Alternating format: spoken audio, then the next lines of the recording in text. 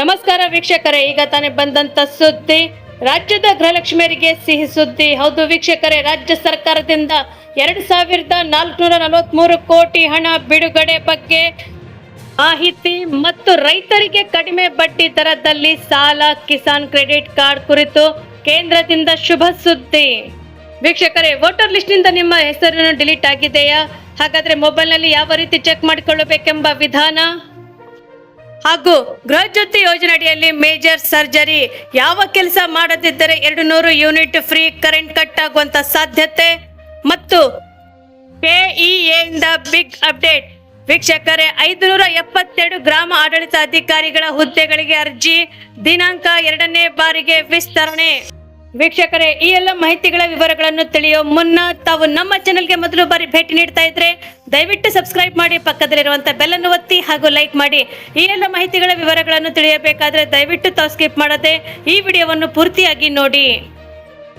ವೀಕ್ಷಕರೇ, ರಾಜ್ಯದ ಗೃಹಲಕ್ಷ್ಮಿ ಯೋಜನೆಗೆ 2443 ಕೋಟಿ ರೂಪಾಯಿ ಹಣವನ್ನು ಮಾನ್ಯ ಮುಖ್ಯಮಂತ್ರಿಗಳಾದಂತಹ ಡಿ.ಕೆ. ಶಿವಕುಮಾರ್ ಸರ್ ಅವರು ಬಿಡುಗಡೆ ಮಾಡಿದ್ದು, ಇನ್ನು 3-4 ದಿನಗಳಲ್ಲಿ ಕುಟುಂಬದ ಯಜಮಾನಿಯರಿಗೆ ಅವರ ಬ್ಯಾಂಕ್ ಖಾತೆಗಳಿಗೆ ಡಿಬಿಟಿ ಮೂಲಕ ಜಮಾ ಆಗಲಿದೆ ಎಂದು ಹೇಳಲಾಗುತ್ತಿದೆ. ಹೌದು ವೀಕ್ಷಕರೇ, ಹಣ ಮನೆ ಯಜಮಾನಿಯರ ಖಾತೆಗೆ ತಲುಪಲಿದ್ದು ಮತ್ತು ಇದೀಗ 32ನೇ ಕಂತಿನ ಹಣ ಬಿಡುಗಡೆಯಾಗಿದ್ದು, ಪ್ರತಿ ಮನೆಯ ಯಜಮಾನಿಯರಿಗೆ ತಲಾ 64,000 ರೂಪಾಯಿ ಹಣವು ಕಾಂಗ್ರೆಸ್ ಸರ್ಕಾರವು ತಲುಪಿಸಿದೆ ಎಂದು ರಾಜ್ಯ ಗ್ಯಾರಂಟಿ ಯೋಜನೆಗಳ ಅನುಷ್ಠಾನ ಪ್ರಾಧಿಕಾರಗಳು ತಿಳಿಸಿದ್ದಾರೆ ಎಂದು ಹೇಳಲಾಗುತ್ತಿದೆ. ಮತ್ತು ಗೃಹಲಕ್ಷ್ಮಿ ಯೋಜನೆ ಅಡಿಯಲ್ಲಿ ಪ್ರತಿ ಮನೆ ಯಜಮಾನಿಯರಿಗೆ ತಲಾ 64,000 ರೂಪಾಯಿ ಹಣವನ್ನು ನೇರವಾಗಿ ಬ್ಯಾಂಕ್ ಖಾತೆಗೆ ಜಮಾ ಮಾಡುವುದರ ಜೊತೆಗೆ ಗೃಹ ಜ್ಯೋತಿ ಯೋಜನೆ ಅಡಿಯಲ್ಲಿ 200 ಯೂನಿಟ್ ವರೆಗೂ ಕೂಡ ಉಚಿತ ನೀಡಲಾಗುತ್ತಿದೆ. ಅನ್ನಭಾಗ್ಯ, ಶಕ್ತಿ ಯೋಜನೆ, ಯುವ ನಿಧಿ ಯೋಜನೆ ಹೀಗೆ ಸೇರಿದಂತೆ ಪಂಚ ಗ್ಯಾರಂಟಿ ಯೋಜನೆಗಳಲ್ಲಿ ಕೂಡ ರಾಜ್ಯ ಸರ್ಕಾರವು 1,46,443 ಕೋಟಿ ಹಣವನ್ನು ಖರ್ಚು ಮಾಡಿದೆ ಎಂದು ಕೂಡ ಎನ್ನಲಾಗುತ್ತಿದೆ. ಇದರಿಂದ ಪ್ರತಿ ಕುಟುಂಬಕ್ಕೆ ಸರಾಸರಿ 5ರಿಂದ 6,000 ರೂಪಾಯಿ ಉಳಿತಾಯವಾಗುತ್ತಿದೆ ಎಂದು ಕೂಡ ಹೇಳಲಾಗುತ್ತಿದೆ. ಮತ್ತು ಪಂಚ ಗ್ಯಾರಂಟಿ ಯೋಜನೆಗಳ ಅರ್ಹ ಫಲಾನುಭವಿಗಳಿಗೆ ತಲುಪಬೇಕು, ದುರುಪಯೋಗ ಆಗುವುದನ್ನು ತಡೆಯುವುದು ಉದ್ದೇಶದಿಂದಾಗಿ ಗೃಹಲಕ್ಷ್ಮಿ ಯೋಜನೆ ಮತ್ತು ಗೃಹ ಜ್ಯೋತಿ ಯೋಜನೆ ಪರಿಷ್ಕರಣೆ ಮಾಡಲಾಗುತ್ತಿದೆ. ಮತ್ತು ಗೃಹಲಕ್ಷ್ಮಿ ಯೋಜನೆ ಅಡಿಯಲ್ಲಿ ನೋಂದಾಯಿತರಲ್ಲಿ 1,95,224 ಫಲಾನುಭವಿಗಳು ಮೃತಪಟ್ಟಿದ್ದು ಮತ್ತು ಅವರ ಖಾತೆಗಳಿಗೆ ಸುಮಾರು 115 ಕೋಟಿ ರೂಪಾಯಿ ಸಂದಾಯವಾಗಿದೆ ಎಂದು ಕೂಡ ಹೇಳಲಾಗುತ್ತಿದೆ. ಗೃಹ ಜ್ಯೋತಿ ಯೋಜನೆ ಅಡಿಯಲ್ಲಿ ನೀಡಲಾಗಿರುವಂತಹ ವಿದ್ಯುತ್ ಅನ್ನು ಕೂಡ ವಾಣಿಜ್ಯ ಬಳಕೆಗೆ ಬಳಸಿಕೊಳ್ಳುವುದನ್ನು ತಡೆಯುವ ಉದ್ದೇಶದಿಂದ ಯೋಜನೆ ಪರಿಷ್ಕರಣೆ ನಡೆಸುತ್ತಿದೆ. ಅದಲ್ಲದೆ 1.24 ಕೋಟಿ ಪಡಿತರ ಚೀಟಿದಾರರಿಗೆ ರಾಜ್ಯ ಸರ್ಕಾರ ಉಚಿತವಾಗಿ ಅಕ್ಕಿ ವಿತರಣೆ ಮಾಡಲಾಗುತ್ತಿದೆ. ಈ ಕುರಿತು ಸಾರ್ವಜನಿಕರಿಗೆ ಮನವರಿಕೆ ಮಾಡಿಕೊಡಬೇಕಾಗಿದೆ. ಯಾಕೆಂದ್ರೆ ವಾರ್ಡ್ ಮಟ್ಟದಲ್ಲಿ ಫಲಾನುಭವಿಗಳು ಸಮಾವೇಶ, ಗ್ಯಾರಂಟಿ ಉತ್ಸವಗಳನ್ನು ನಡೆಸಬೇಕೆಂದು ಕೂಡ ಕರೆ ಕೊಟ್ಟರು. ಮೃತರ ಖಾತೆಗೆ ಹಣ ಸಂದಾಯವಾಗುತ್ತಿರುವುದನ್ನು ತಡೆಯಲು ಮೃತ ಫಲಾನುಭವಿಗಳ ಹೆಸರನ್ನು 15 ದಿನದಲ್ಲಿ ಪಟ್ಟಿಯಿಂದ ಕೈ ಬಿಡುವಂತೆ ಸರ್ಕಾರ ಶೀಘ್ರದಲ್ಲಿಯೇ ಮಾರ್ಗಸೂಚಿ ರಚನೆ ಮಾಡಲಿದೆ. ಅನ್ನಭಾಗ್ಯ ಯೋಜನೆಯಲ್ಲಿ ಅಕ್ಕಿ ಬದಲಿಗೆ ಇಂದಿರಾ ಕಿಟ್ ವಿತರಣೆ ಮಾಡುವ ಕಾರ್ಯ ಅಂತಿಮ ಹಂತದಲ್ಲಿದೆ ಎಂದು ಕೂಡ ಹೇಳಲಾಗುತ್ತಿದೆ. ಅದಲ್ಲದೆ ನ್ಯಾಯಬೆಲೆ ಅಂಗಡಿಗಳ ಮಾಸಿಕ ಸಭೆ ನಡೆಸಬೇಕು ಮತ್ತು ವೇಳಾಪಟ್ಟಿಯಲ್ಲಿ ಪ್ರಕಟಣೆ ಮಾಡಬೇಕು. ದಿನಪೂರ್ತಿ ತೆರೆಯುವಂತೆ ರಾಜ್ಯ ಸರ್ಕಾರವು 22,000 ನ್ಯಾಯಬೆಲೆ ಅಂಗಡಿಗಳಿಗೂ ಸರ್ಕಾರ ಆದೇಶ ಹೊರಡಿಸಿದೆ ಎಂದು ಹೇಳಿದ್ದಾರೆ. ಮತ್ತು ಗ್ಯಾರಂಟಿ ಯೋಜನೆಗಳನ್ನು ಮನೆ ಮನೆಗೆ ತಲುಪಿಸುವಂತ ಕಾರ್ಯ ಮಾಡಬೇಕು. ಫಲಾನುಭವಿಗಳ ವಾಟ್ಸ್ಆಪ್ ಗ್ರೂಪ್ ಕೂಡ ರಚಿಸಿ ಕುಂದುಕೊರತೆಗಳನ್ನು ಆಲಿಸಬೇಕು. ಯಾವುದೇ ಸಮಸ್ಯೆಗಳಿದ್ದರೆ ಅವುಗಳನ್ನು ಬಗೆಹರಿಸಲು ಯೋಜನೆಗಳ ಮಾಹಿತಿ ನೀಡಲು ವಾಟ್ಸ್ಆಪ್ ಗ್ರೂಪ್ಗಳು ಸಹಕಾರಿಯಾಗಿವೆ ಎಂದು ಕೂಡ ಎನ್ನಲಾಗುತ್ತಿದೆ. ವೀಕ್ಷಕರೇ, ರೈತರಿಗೆ ಕಡಿಮೆ ಸಮಯದಲ್ಲಿ ಸುಲಭ ಸಾಲ ಒದಗಿಸಲು ಕೇಂದ್ರ ಸರ್ಕಾರವು ಹಲವು ಸುಧಾರಣೆಗಳನ್ನು ಜಾರಿಗೆ ತರುತ್ತಿದೆ. ಮತ್ತು ಇದರ ಭಾಗವಾಗಿ ಕಿಸಾನ್ ರಿನ್ ಪೋರ್ಟಲ್, ಜನ್ ಸಮರ್ಥ್ ಪೋರ್ಟಲ್, ಇಕೆಸಿಸಿ, ಕೃಷಿಕ ಮುಂತಾದ ಡಿಜಿಟಲ್ ವೇದಿಕೆಗಳಿಗೆ ಲಭ್ಯವಾಗುವಂತೆ ಮಾಡಲಾಗುತ್ತಿದೆ. ಹೌದು ವೀಕ್ಷಕರೇ, ಕಿಸಾನ್ ಕ್ರೆಡಿಟ್ ಕಾರ್ಡ್ ಇದರಲ್ಲಿ ಯೋಜನೆಯಲ್ಲಿ ರೈತರಿಗೆ ಹೆಚ್ಚು ಉಪಯುಕ್ತವಾಗುತ್ತಿದೆ. ಕೇಂದ್ರ ಸರ್ಕಾರವು ಬಹಿರಂಗಪಡಿಸುತ್ತಿದೆ. ಯಾಕೆಂದ್ರೆ ಇತ್ತೀಚಿನ 3ನೇ ವ್ಯಕ್ತಿಯ ಮೌಲ್ಯಮಾಪನ ವರದಿಯ ಕಿಸಾನ್ ಕ್ರೆಡಿಟ್ ಕಾರ್ಡ್ ಅನ್ನು ಕೂಡ ಮಾರ್ಪಡಿಸಿದಂತ ಬಡ್ಡಿ ಸಬ್ಸಿಡಿ ಯೋಜನೆಯನ್ನು ಕೂಡ ಈ ಅಡಿಯಲ್ಲಿ ಸರ್ಕಾರ ಮಾಡುವಂತ ಪ್ರತಿ ರೂಪಾಯಿ ಒಂದು ಹೂಡಿಕೆಗೆ ಕೃಷಿ ಮತ್ತು ಸಂಬಂಧಿಸಿದಂತ ವಲಯಗಳಲ್ಲಿ 2.23 ಮೌಲ್ಯದಲ್ಲಿರುವಂತಹ ಸೃಷ್ಟಿಸಲು ಸರ್ಕಾರವು ಸಹಾಯ ಮಾಡುತ್ತಿದೆ ಎಂದು ಬಹಿರಂಗಪಡಿಸಿದೆ.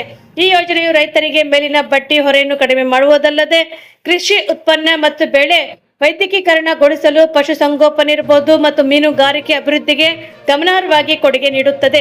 ಯಾಕಂದರೆ ಸರ್ಕಾರ ಹೇಳಿದೆ, ಮತ್ತು ಕಿಸಾನ್ ಕ್ರೆಡಿಟ್ ಕಾರ್ಡ್ ಪರಿಷ್ಕೃತ ಬಡ್ಡಿ ಸಬ್ಸಿಡಿ ಯೋಜನೆ ಕುರಿತು ಭಾರತ ಸರ್ಕಾರ ಕೃಷಿ ಮತ್ತು ರೈತರ ಕಲ್ಯಾಣ ಸಚಿವಾಲಯ ಆಶ್ರಯದಲ್ಲಿ ಬೆಂಗಳೂರಿನ ಸಾಮಾಜಿಕ ಮತ್ತು ಆರ್ಥಿಕ ಬದಲಾವಣೆ ಸಂಸ್ಥೆ ಸ್ವತಂತ್ರ ಅಧ್ಯಯನವನ್ನು ನಡೆಸಿದೆ ಮತ್ತು ಈ ವರದಿಯ ಪ್ರಕಾರ ದೇಶದ ವಿವಿಧ ಕ್ಷೇತ್ರಗಳಲ್ಲಿ ಕೃಷಿ ಕ್ಷೇತ್ರಗಳಲ್ಲಿ ಯೋಜನೆಯ ಪರಿಣಾಮವನ್ನು ಪರಿಶೀಲಿಸುತ್ತದೆ ಮತ್ತು ಪ್ರಮುಖ ಸಂಶೋಧನೆಗಳನ್ನು ಕೂಡ ಬಹಿರಂಗಪಡಿಸುತ್ತದೆ. ವರದಿಗಳ ಪ್ರಕಾರ ಸರ್ಕಾರ ಹೂಡಿಕೆ ಮಾಡಿರುವಂತಹ ಪ್ರತಿ ₹1 ಕೃಷಿಗೆ ಅಥವಾ ಸಂಬಂಧಿಸಿದಂಥ ವಲಯಗಳಲ್ಲಿ ಸರಿಪಡಿಸುವುದು 2.30 ಕೃಷಿ ಸೃಷ್ಟಿಸುತ್ತದೆ. ಇದರ ಅರ್ಥವಾಗಿ ಸರ್ಕಾರ ಒದಗಿಸುವಂತಹ ಸಬ್ಸಿಡಿ ಅಂದರೆ ಬಡ್ಡಿ ಸಬ್ಸಿಡಿ ರೈತರಿಗೆ ಮಾತ್ರವಲ್ಲದೆ ದೇಶದ ಕೃಷಿ ಆರ್ಥಿಕತೆಗೂ ಕೂಡ ನೆರವಾಗುವಂತ ಪ್ರಯೋಜನವು ನೀಡುತ್ತದೆ ಎಂದು ಕೂಡ ಅಧ್ಯಯನವು ಸೃಷ್ಟಿಸಿದೆ. ಅದಲ್ಲದೆ ಕಿಸಾನ್ ಕ್ರೆಡಿಟ್ ಕಾರ್ಡ್ ಪರಿಷ್ಕೃತ ಬಡ್ಡಿ ಸಬ್ಸಿಡಿ ಯೋಜನೆಯಲ್ಲಿ ಪ್ರಾರಂಭಿಸಿದ ನಂತರ 2024 ಮತ್ತು 2025ರವರೆಗೆ ಕೇಂದ್ರ ಸರ್ಕಾರವು ಸುಮಾರು ₹1.87 ಲಕ್ಷ ಕೋಟಿ ಸಬ್ಸಿಡಿಯನ್ನು ನಿಗದಿಪಡಿಸಿದೆ ಮತ್ತು ರೈತರಿಗೆ ಕಡಿಮೆ ಬಡ್ಡಿ ದರದಲ್ಲಿ ಬೆಳೆ ಸಾಲಗಳನ್ನು ಒದಗಿಸುತ್ತದೆ ಎಂದು ಕೂಡ ವರದಿ ಹೇಳುತ್ತದೆ. ಹೆಚ್ಚಿನ ಬಡ್ಡಿ ದರದಲ್ಲಿ ಸಾಲ ಪಡೆಯುವಂತ ಅಪಾಯವನ್ನು ಗಣನೀಯವಾಗಿ ಕಡಿಮೆ ಮಾಡಿದೆ ಮತ್ತು ರೈತರು ಆರ್ಥಿಕವಾಗಿ ಹೊರೆಯನ್ನು ಕೂಡ ಕಡಿಮೆ ಮಾಡುವುದಲ್ಲದೆ ರೈತರಿಗೆ ಆರ್ಥಿಕ ಹೊರೆಯನ್ನು ಕೂಡ ಕಡಿಮೆ ಮಾಡುವುದಲ್ಲದೆ ಕೃಷಿ ಹೂಡಿಕೆಯನ್ನು ಹೆಚ್ಚಿಸುತ್ತದೆ ಮತ್ತು ಉತ್ಪಾದನಾ ದಕ್ಷತೆಯನ್ನು ಕೂಡ ಸುಧಾರಿಸುತ್ತದೆ ಎಂದು ಕೂಡ ಸರ್ಕಾರ ಹೇಳಿದೆ. ವೀಕ್ಷಕರೇ, ಇದರ ರೀತಿಯಿಂದ ರೈತರು ಒಂದೇ ಬೆಳೆಯನ್ನು ಕೂಡ ಅವಲಂಬಿಸುವ ಬದಲು ಒಂದು ವರ್ಷದಲ್ಲಿ ಬಹು ಬೆಳೆಗಳನ್ನು ಬೆಳೆಯುವಂತಹ ಅಭ್ಯಾಸವನ್ನು ಅಳವಡಿಸಿಕೊಳ್ಳುತ್ತಿದ್ದಾರೆ ಎಂದು ಕೂಡ ಅಧ್ಯಯನವು ಬಹಿರಂಗಪಡಿಸಿದೆ. ವಿಶ್ವಾಸಾರ್ಹವಾಗಿ ನೀರಾವರಿ ಸೌಲಭ್ಯಗಳು ಮತ್ತು ಸಹಕಾಲಿಕ ಕಡಿಮೆ ಬಡ್ಡಿ ದರದ ಸಾಲಗಳು ಲಭ್ಯವಾಗುವಂತೆ ರೈತರು ಹೆಚ್ಚಿನ ಪ್ರದೇಶದಲ್ಲಿ ಕೃಷಿ ಮಾಡಲು ಪ್ರಾರಂಭಿಸಿದ್ದಾರೆ. ಪರಿಣಾಮವಾಗಿ ಬೆಳೆ ತೀವ್ರತೆ ಹೆಚ್ಚಾಗಿದೆ ಮತ್ತು ಬಹುಋತು ಬೆಳೆ ಕೂಡ ಗಮನಾರ್ಹವಾಗಿ ವಿಸ್ತರಿಸಿದೆ ಎಂದು ಕೂಡ ವರದಿಗಳು ತಿಳಿಸಿದೆ. ರೈತರ ಆದಾಯವನ್ನು ಹೆಚ್ಚಿಸುವ ಪ್ರಮುಖ ಪಾತ್ರ ವಹಿಸುತ್ತದೆ ಎಂದು ಕೂಡ ಸರ್ಕಾರ ಹೇಳಿದೆ ಎಂದು ಎನ್ನಲಾಗುತ್ತಿದೆ. ವೀಕ್ಷಕರೇ, ರಾಜ್ಯಾದ್ಯಂತ ಪ್ರಸ್ತುತ ವಿಶೇಷ ತೀವ್ರ ಮತದಾರರ ಪಟ್ಟಿ ಪರಿಷ್ಕರಣೆ ಪ್ರಕ್ರಿಯೆ ಭರದಿಂದ ಸಾಗಿದೆ. ಅಲ್ಲದೆ ಈ ನಡುವೆ ಕೂಡ ಮತದಾರರ ಪಟ್ಟಿಯಲ್ಲಿ ನಿಮ್ಮ ಹೆಸರಿದೆಯೋ ಅಥವಾ ರದ್ದಾಗಿದೆಯೋ ಎಂಬ ಆತಂಕ ಲಕ್ಷಾಂತರ ಜನರಿಗೆ ಕಾಡುತ್ತಿದೆ. ಯಾಕೆಂದರೆ ಸಾರ್ವಜನಿಕರು ಆತಂಕ ಪಡುವಂತ ಅಗತ್ಯವಿಲ್ಲ ಎಂದು ಕೂಡ ಸರ್ಕಾರವು ತಿಳಿಸಿದೆ. ಮತದಾರರ ಪಟ್ಟಿಯಲ್ಲಿ ನಿಮ್ಮ ಹೆಸರಿನ ಸ್ಥಿತಿಯಲ್ಲಿ ಪರಿಶೀಲಿಸಲು ಚುನಾವಣಾ ಆಯೋಗ ಮತ್ತು ಸಂಬಂಧಿಸಿದಂತ ಸಂಸ್ಥೆಗಳು ಆನ್ಲೈನ್ ವ್ಯವಸ್ಥೆ ಕಲ್ಪಿಸಿದೆ. ರಾಜ್ಯದಲ್ಲಿ ಪರಿಷ್ಕರಣೆಯ ವೇಳೆ ಸುಮಾರು 1.11 ಕೋಟಿ ಮತದಾರರು ಈ ಪಟ್ಟಿಯಲ್ಲಿ ಸೇರ್ಪಡೆಯಾಗಿದ್ದಾರೆ ಮತ್ತು ಎಂಬ ಮಾಹಿತಿ ಕೂಡ ಲಭ್ಯವಾಗಿದೆ. ಅಲ್ಲದೆ ಸ್ಥಳದಲ್ಲಿ ಇಲ್ಲದವರು ಅಥವಾ ವಲಸೆ ಹೋದವರು, ವಾಸಸ್ಥಳ ಬದಲಾಯಿಸಿದವರು, ಮೃತರಾದವಂತರು, ಒಂದಕ್ಕಿಂತ ಹೆಚ್ಚು ಕಡೆ ಹೆಸರನ್ನು ಬರೆಸಿದವರಂತರು ಅಥವಾ ಇತರ ಕಾರಣಗಳು ಯಾವುದೇ ಇರಲಿ, ಒಂದು ವೇಳೆ ನಿಮ್ಮ ಹೆಸರು ಪಟ್ಟಿಯಲ್ಲಿ ಇಲ್ಲದಿದ್ದರೆ ಮತದಾನದ ಹಕ್ಕು ಹೋಯಿತೆಂದು ಭಯ ಪಡಬೇಕಾಗಿಲ್ಲ. ಯಾಕೆಂದರೆ ಸ್ಥಳೀಯ ಭೂತದ ಮಟ್ಟದಲ್ಲಿ ಅಧಿಕಾರಿಗಳು ಅಂದರೆ BLOಗಳು ಸಂಪರ್ಕಿಸಿ ಮತ್ತು ಆನ್ಲೈನ್ ಮೂಲಕ ಸೂಕ್ತ ದಾಖಲೆಗಳನ್ನು ಸಲ್ಲಿಸಿ ಹೆಸರನ್ನು ಪುನಃ ಸೇರಿಸಬಹುದಾಗಿದೆ ಎಂದು ಹೇಳಲಾಗುತ್ತಿದೆ. ನಿಮ್ಮ ವೋಟರ್ ID ರದ್ದಾಗಿದ್ದರೆ ಅಥವಾ ಪಟ್ಟಿಯಲ್ಲಿ ಇಲ್ಲೆಯೇ ಎಂದು ತಿಳಿಯಲು ಈ ಹಂತಗಳನ್ನು ಕೂಡ ನೀವು ಅನುಸರಿಸಬೇಕಾಗುತ್ತದೆ. ಹಾಗಾದರೆ ಯಾವ ಹಂತಗಳು ಅನುಸರಿಸಬೇಕಾದ ತಿಳಿದುಕೊಳ್ಳೋಣ. ನಿಮ್ಮ ಮೊಬೈಲ್ ಅನ್ನು ವೆಬ್ಸೈಟ್ಗೆ ಭೇಟಿ ನೀಡುವುದರ ಮೂಲಕ ಅಲ್ಲಿ ನೀಡಲಾದಂತಹ ಜಾಗದಲ್ಲಿ ನಿಮ್ಮ ವೋಟರ್ ID ಸಂಖ್ಯೆಯನ್ನು ನಮೂದಿಸಿ ಮತ್ತು ಸಂಖ್ಯೆ ನಮೂದಿಸಿದ ತಕ್ಷಣ ಈ ಗುರುತಿನ ಚೀಟಿ ತೆಗೆದು ಹಾಕಿದ ಪಟ್ಟಿಯಲ್ಲಿ ಇಲ್ಲ ಎಂಬ ಸಂದೇಶ ಬಂದರೆ ನಿಮ್ಮ ಹೆಸರು ಸುರಕ್ಷಿತವಾಗಿದೆ ಎಂದರ್ಥ.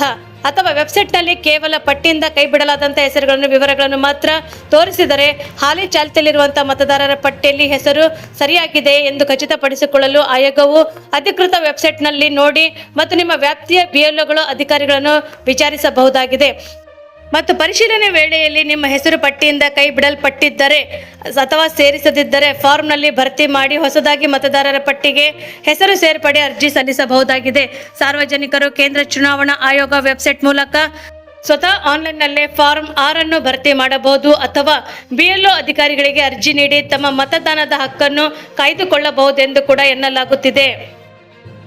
ವೀಕ್ಷಕರೇ, ರಾಜ್ಯ ಕಾಂಗ್ರೆಸ್ ಸರ್ಕಾರದ ಮಹತ್ವಾಕಾಂಕ್ಷೆಯಾದಂಥ ಪಂಚ ಗ್ಯಾರಂಟಿ ಯೋಜನೆಗಳಲ್ಲಿ ಒಂದಾದಂಥ ಪ್ರತಿ ತಿಂಗಳು 200 ಯೂನಿಟ್ ವರೆಗೂ ಉಚಿತ ಕರೆಂಟ್ ಸೌಲಭ್ಯ ಒದಗಿಸುವ ಗೃಹಜ್ಯೋತಿ ಯೋಜನೆಯಡಿಯಲ್ಲಿ ಮೇಜರ್ ಸರ್ಜರಿಗೆ ಮುಖ್ಯಮಂತ್ರಿ DK ಶಿವಕುಮಾರ್ ಸರ್ ಅವರು ಸರ್ಕಾರದಲ್ಲಿ ಮುಂದಾಗಿದ್ದು ಅನರ್ಹ ಫಲಾನುಭವಿಗಳಿಗೆ ಈ ಯೋಜನೆಯಿಂದ ಕೈ ಬಿಡಲು ತಯಾರಿ ನಡೆಸಿದೆ ಎಂದು ಹೇಳಲಾಗುತ್ತಿದೆ. ಗೃಹಜ್ಯೋತಿ ಫಲಾನುಭವಿಗಳಿಗೆ ಒಂದು ಪ್ರಮುಖ ಕೆಲಸ ಮಾಡಬೇಕು.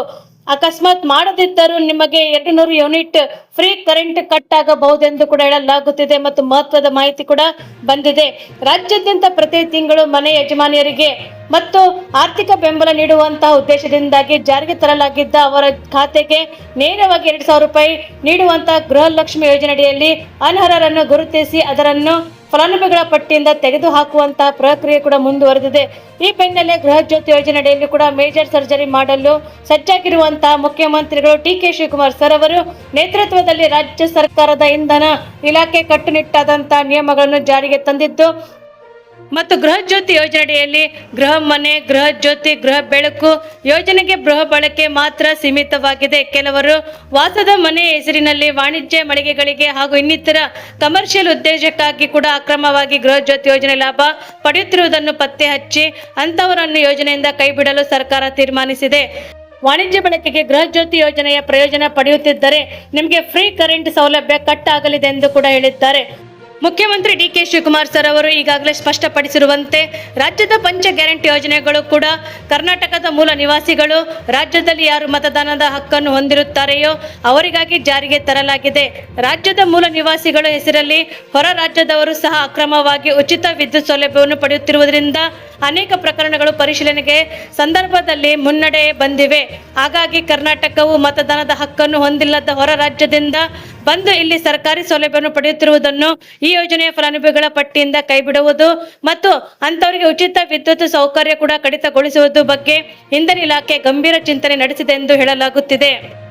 ಮತ್ತು ನೀವು ಕರ್ನಾಟಕದ ಮತದಾರರೇ ಆಗಿದ್ದು ಗೃಹ ಜ್ಯೋತಿ ಯೋಜನೆಯ ಪ್ರಯೋಜನವನ್ನು ಪಡೆಯಲು ಬಯಸಿದರೆ ನಿಮ್ಮ ವಿದ್ಯುತ್ ಸಂಪರ್ಕದ ಆರ್ ನಂಬರ್ ಜೊತೆಗೆ ಗ್ರಾಹಕರು ತಮ್ಮ ಆಧಾರ್ ಕಾರ್ಡ್ ಮತ್ತು ಮೊಬೈಲ್ ನಂಬರ್ ಅನ್ನು ಬಳಸಿ ಕಡ್ಡಾಯವಾಗಿ ಇಕೆವೈಸಿಯನ್ನು ಪೂರ್ಣಗೊಳಿಸಿದ ನಂತರ ಗೃಹ ಜ್ಯೋತಿ ಯೋಜನೆಯಲ್ಲಿ ಪುನರ್ ಪರಿಶೀಲನೆ ಒಳಪಡಬೇಕಾಗುತ್ತದೆ.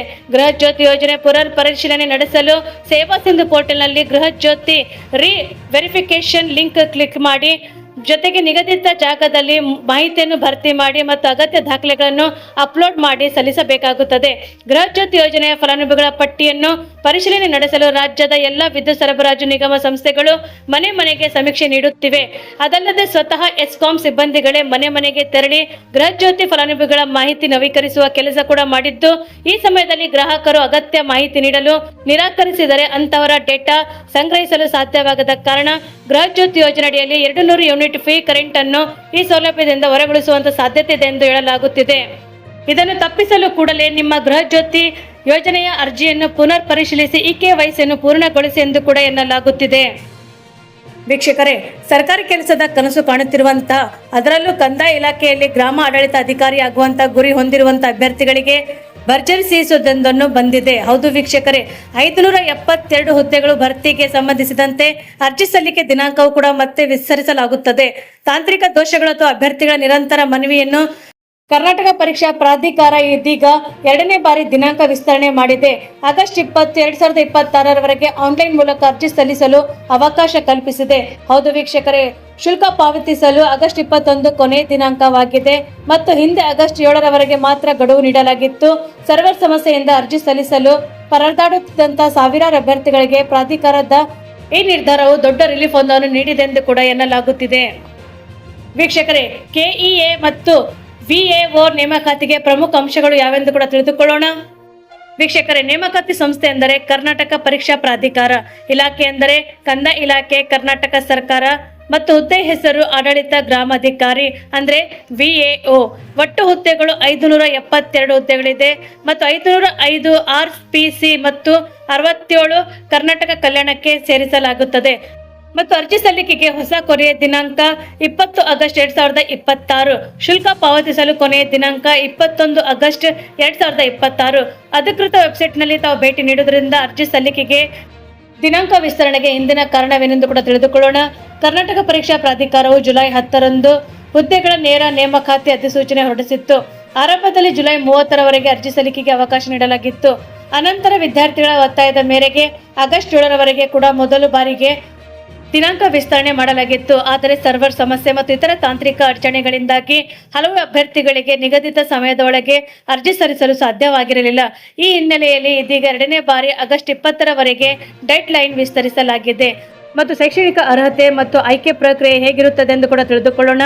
ಹುದ್ದೆಗಳಿಗೆ ಅರ್ಜಿ ಸಲ್ಲಿಸುವಂತಹ ಅಭ್ಯರ್ಥಿಗಳು ಕಡ್ಡಾಯವಾಗಿ ದ್ವಿತೀಯ PUC ಅಥವಾ ಅದಕ್ಕೆ ಸಮಾನವಾದಂಥ ಶೈಕ್ಷಣಿಕ ಅರ್ಹತೆಯನ್ನು ಮಾನ್ಯತೆ ಪಡೆದಂಥ ಮಂಡಳಿಯಲ್ಲಿ ಪೂರೈಸಿರಬೇಕು. ಆಯ್ಕೆ ವಿಧಾನದ ಸಂಪೂರ್ಣವಾಗಿ ಲಿಖಿತ ಪರೀಕ್ಷೆಯನ್ನು ಆಧರಿಸಿದೆ. ಪ್ರಾಧಿಕಾರವು ನಡೆಸುವಂತಹ ಸ್ಪರ್ಧಾತ್ಮಕ ಪರೀಕ್ಷೆಗಳಲ್ಲಿ ಕೂಡ ಅಂಕ ಮೆರಿಟ್ ಆಧಾರದ ಮೇಲೆಯೇ ನೇರ ಆಯ್ಕೆ ಮಾಡಲಾಗುತ್ತದೆ. ಪರೀಕ್ಷೆಯು 2 ಪತ್ರಿಕೆಗಳಲ್ಲಿ ಒಳಗೊಂಡಿರುತ್ತದೆ. ಮೊದಲನೇ ಪತ್ರಿಕೆಯಲ್ಲಿ ಸಾಮಾನ್ಯ ಜ್ಞಾನದ ಪ್ರಶ್ನೆಗಳಿದ್ದರೆ ಎರಡನೇ ಪತ್ರಿಕೆಯಲ್ಲಿ ಸಾಮಾನ್ಯ ಕನ್ನಡ, ಸಾಮಾನ್ಯ ಇಂಗ್ಲಿಷ್ ಹಾಗೂ ಕಂಪ್ಯೂಟರ್ ಜ್ಞಾನಕ್ಕೆ ಸಂಬಂಧಿಸಿದಂತ ಬಹು ಆಯ್ಕೆಯ ಪ್ರಶ್ನೆಗಳು ಇರುತ್ತವೆ. ಮೂಲ ಅಧಿಸೂಚನೆಯಲ್ಲಿ ತಿಳಿಸಿರುವಂತಹ ನೇಮಕಾತಿ ಹಾಗೂ ಇತರ ಯಾವುದೇ ಷರತ್ತುಗಳಲ್ಲಿ ಬದಲಾವಣೆ ಇಲ್ಲ ಎಂದು ಪ್ರಾಧಿಕಾರವು ಸ್ಪಷ್ಟಪಡಿಸಿದೆ. ಹಾಗಾದರೆ ಅರ್ಜಿ ಸಲ್ಲಿಸುವಂತಹ ಸರಳ ಹಂತಗಳು ಯಾವುದೆಂದು ಕೂಡ ತಿಳಿದುಕೊಳ್ಳೋಣ. ಮೊದಲಿಗೆ ಪ್ರಾಧಿಕಾರದ ಅಧಿಕೃತ ವೆಬ್ಸೈಟ್ನಲ್ಲಿ ಭೇಟಿ ನೀಡಿ ನೇಮಕಾತಿ ಭಾಗದಲ್ಲಿ ವಿಲೇಜ್ ಅಡ್ಮಿನಿಸ್ಟ್ರೇಟಿವ್ ಆಫೀಸರ್ ರಿಕ್ರೂಟ್ಮೆಂಟ್ 2026 ಎಂಬ ಲಿಂಕ್ ಮೇಲೆ ಕ್ಲಿಕ್ ಮಾಡಿ ಮತ್ತು ನಿಮ್ಮ ವೈಯಕ್ತಿಕ ವಿವರ, ದ್ವಿತೀಯ PUC ಅಂಕಗಳು ಹಾಗೂ ಮೀಸಲಾತಿ ಪ್ರಮಾಣ ಪತ್ರಗಳನ್ನು RD ನಂಬರ್ಗಳನ್ನು ನಮೂದಿಸಿ ಅದಾದ ನಂತರ ನಿಗದಿತ ಅಳತೆಯಲ್ಲಿ ಫೋಟೋ ಅಥವಾ ಸಹಿಯನ್ನು ಕೂಡ ಅಪ್ಲೋಡ್ ಮಾಡಿಕೊಳ್ಳಿ ಮತ್ತು ಕೊನೆಯದಾಗಿ ಆನ್ಲೈನ್ ಮೂಲಕ ನಿಗದಿತ ಶುಲ್ಕ ಪಾವತಿಸಿ ಅರ್ಜಿಯ ಪ್ರಿಂಟ್ಔಟ್ ಕೂಡ ತೆಗೆದುಕೊಳ್ಳಿ. ವೀಕ್ಷಕರೇ, ಮತ್ತು ಈಗಾಗಲೇ ಅರ್ಜಿ ಸಲ್ಲಿಸಿರುವಂತಹ ಅಭ್ಯರ್ಥಿಗಳು ತಮ್ಮ ಪರೀಕ್ಷಾ ತಯಾರಿಯತ್ತ ಗಮನ ಹರಿಸಬಹುದು.